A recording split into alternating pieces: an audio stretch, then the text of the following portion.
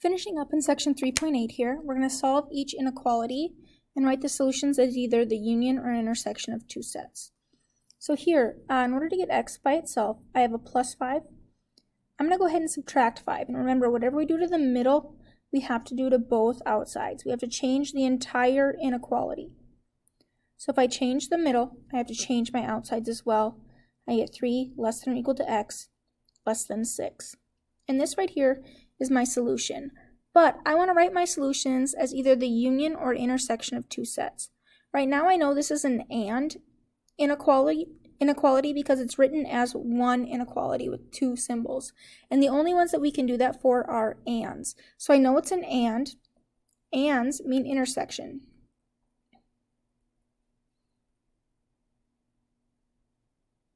And my symbol is going to look like this. Now, I need to write it of two sets, which means I'm going to split up this and inequality into 3 is less than or equal to x and x less than 6. Now, the only thing we need to do still is to write this in set builder notation. So when we do set builder notation, it's a curly bracket, any number as long as that number, x, is greater than or equal to 3. Here, we want to put our variable first. Alligator's eating x. It's going to keep eating x, pointing at 3, pointing at 3. I change my and to be my intersection symbol. Any number, as long as that number is less than 6. So again, to go from an inequality to set builder notation, we have to add our curly brackets and x such that. And then here, I just flopped my order so that x is first. And this is my solution. Same idea here. I have an absolute value. And remember, with absolute value, that's a distance, and it's always positive. So what's inside could have been positive. It could have been what's written. But what's inside also could have been the opposite. And the opposite of 14 is negative 14.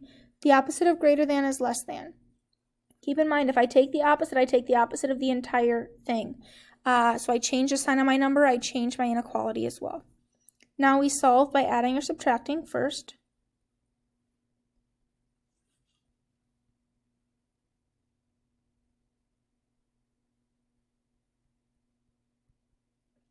Then multiplying or dividing.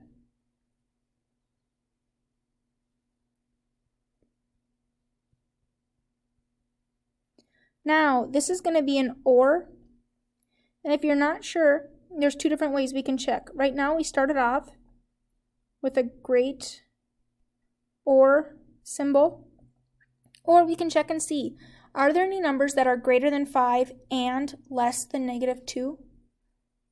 No, there's not. So since there's not any numbers that satisfy an and, it's got to be an or.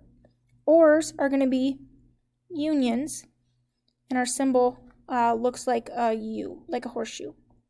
So again, to write this as a set of two inequalities as an union, we put it in set builder notation, x such that, bring down our inequality, x is greater than 5, or, and again we're going to use our union symbol here, any number such that that number is less than negative 2. So each one of our inequalities goes in its own set builder notation. And we replace or with our union symbol. And here is my solution. Quick recap here. Given two or more sets, the set of elements belonging to at least one set is the union of the set. And given two or more sets, the set of elements belonging to all of the sets is the intersection of the sets. And that's all I have for section 3.8.